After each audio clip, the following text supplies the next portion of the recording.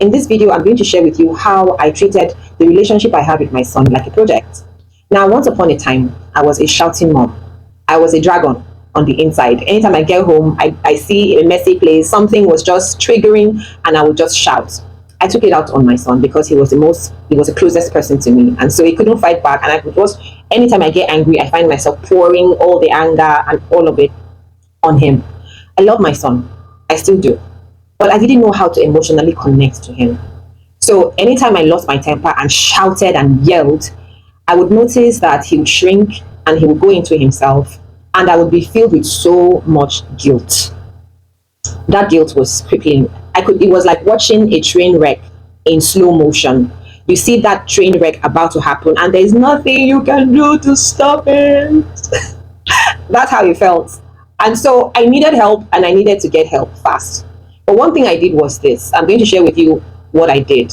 First and foremost, I realized that, hey, this thing that I'm about to do, this damage that I have caused, in the sense that the more I shouted, the more I saw my son's self-esteem go lower and lower.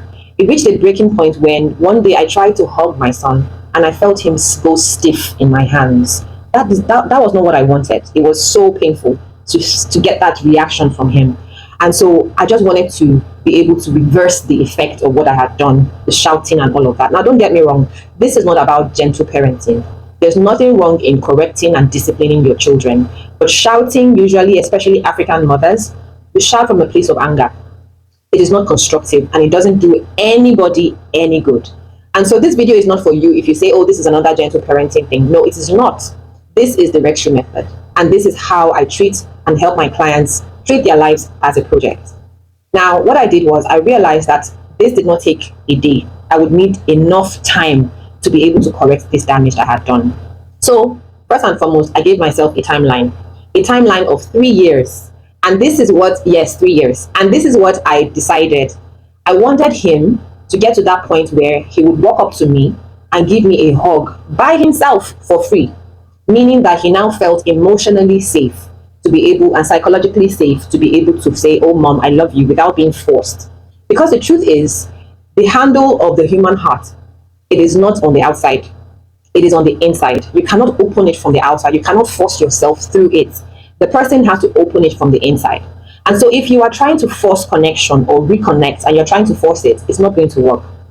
Have you ever lived with a cat? Now, I'm not a cat or a dog person. I'm just, I love them from afar. But what I've noticed is I grew up with cats. My parents loved having cats everywhere, especially to chase those rats away. And so the thing is, the cat, if it doesn't like you, it doesn't show up. It will just stay away. It doesn't care about you. It will just look at you from afar, very snobbish little things. But if it likes you, it comes to you, it sits by you, and at the end of the day, it has to, put its body against you to pet it and all of that because it now trusts you. And so I saw my son like that. I saw him like a cat. You don't force the cat. You don't chase the cat. The cat comes to you. And so the first thing I understood was, okay, give it a timeline. I gave myself 3 years.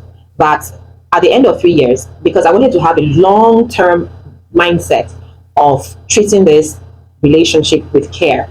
And so while I was going through the motions and we're going through the motions of living together and all of that, I was tracking and I was gauging and I was, observing the changes. Another thing I did was this. I did not try to change his behavior. I changed mine. What did I do? I changed the environment. It's not like we moved houses or anything. But when you shout, there's an atmosphere that comes, that tense atmosphere. The energy changes in the room.